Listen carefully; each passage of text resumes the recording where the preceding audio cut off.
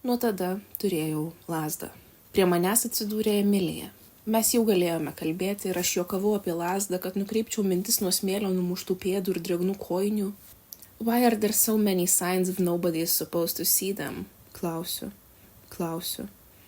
Katrin grožisi medžiais, nes jų Islandijoje mažai.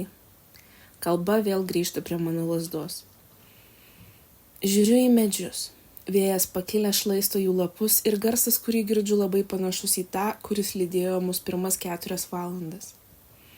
Jūra ošė, miškas irgi ošė. Mano akys nukrypsta į lazdą, kurią laikau savo rankoje.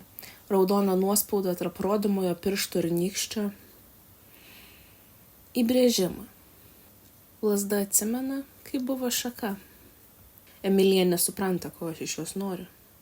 Manau, jog lazda yra lazda, o šaka yra šaka.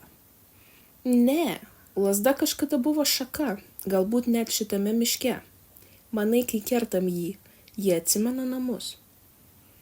Lazda negali nieko atsiminti. Ji turi ritmą.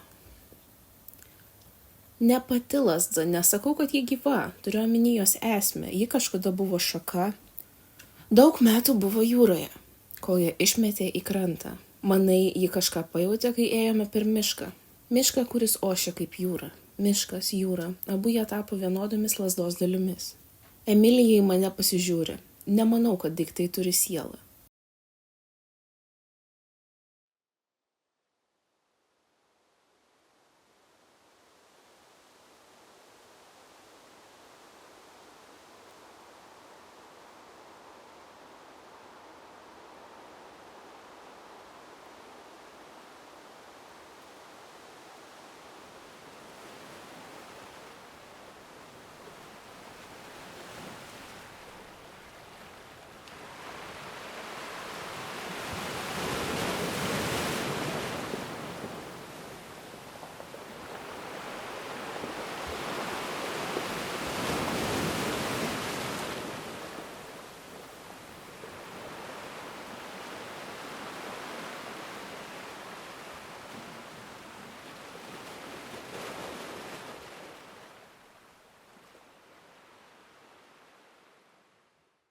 Aš nemanau, kad Emilija mane supranta. Ar tai kažkaip susiję su Biliūno lazda? Ji bando vėl. Ir matau, kad jis stengiasi, nors aiškiai mano, kad didesnės nesąmonės dar niekada negirdėjo. Pasipiktinu. Didesnės nesąmonės dar negirdėjau ir aš. Su lazda paliekame mišką, o šimas nutyla. Nebegirdžiu nei jūros, nei medžių lapuose šnarančio vėjo. Ir jaučiu gumulą gerklėje, tarsi išneždama lazdą, išplėšiau paskutinį jos atsiminimą apie jos namus. Bet aš negaliu jos palikti. Ji keliauja su manimi į Nidą, ji keliauja su manimi į Vilnių. Ir mama nesipriešina. Čia mano kursinis, sakau.